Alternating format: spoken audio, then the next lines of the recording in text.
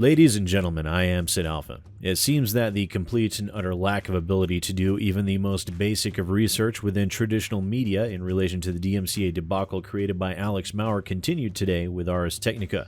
And while this sort of thing I admit I do find offensive on a professional level, as it seems that educated journalists are seemingly completely incompetent and incapable of holding to journalistic standards, I suppose I should take it as a mark of pride that despite my occasional mistakes, even me, an untrained goober with a microphone, is more than capable of doing a far better job than those whom call this their day jobs.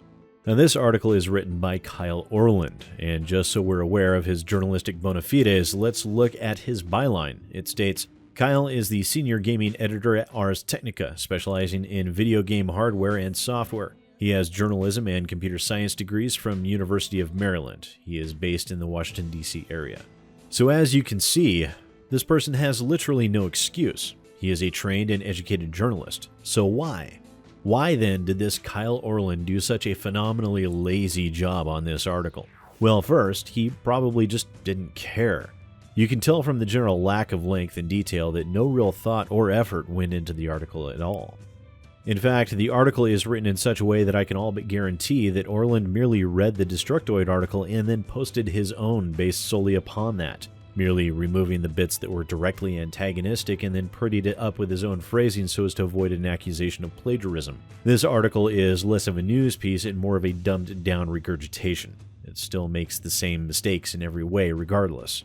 And I know that some of you are wondering why I'm directing my attention to Destructoid and Ars Technica in a vitriolic way like I am now. Well, I'll tell you.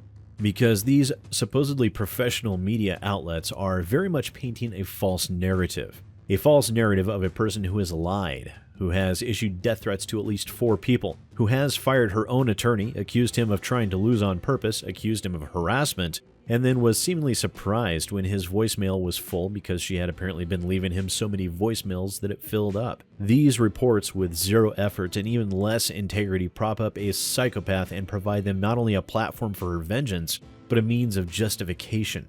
They provide this delusional person an outlet to allow herself to continue believing against all rationality that she is in the right. Many were concerned, as I was, that my reporting on this situation would egg her on, and to a certain extent, there was a very real possibility of that happening. However, what I was more afraid of was this: news outlets getting it so utterly wrong and providing this seemingly unstable person with the reason she so badly craves to keep going. No mention of her deplorable actions and behavior. No mention of the 100+ lives she has directly affected in her quest for money. No mention of her weaponizing the YouTube, Bandcamp, Twitch, VidMe, and Steam DMCA systems in order to try and get her way. This false narrative is not only damaging to all of them, but it is damaging to Maurer as well, allowing her to continue justifying her actions to herself. And make no mistake, it was plainly evident in Maurer's statements on Twitter made to myself and others that she thought extremely highly of the Destructoid article, and it most definitely has emboldened her. Probably not enough to risk violating the temporary restraining order, but enough to ensure that she will not back down. Links to the archive of the Ars Technica article is in the description below. I don't want to directly provide them with views over this nonsense, and I'm sure some of you will want to go there anyways, but I don't want to be an enabler, so you're going to have to deal with an archive. Also, as always, please feel free to let me know what you think down in the comments below. Once again, ladies and gentlemen, I am SidAlpha, and I'll see you next time.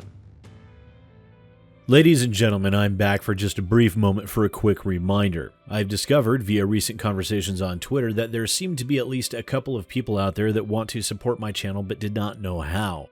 It seems that I have been so reluctant to shill my own Patreon that there are people out there who didn't even know it existed. But yes, I do in fact have a Patreon at patreon.com/SidAlpha. I do not have any tier rewards or anything set up as I felt that would be a bit presumptuous of me, but subscribing to my Patreon does give you access to my Discord server as well as occasional updates about the channel that are only available to Patreon backers. So if you are interested, the link is in the description below.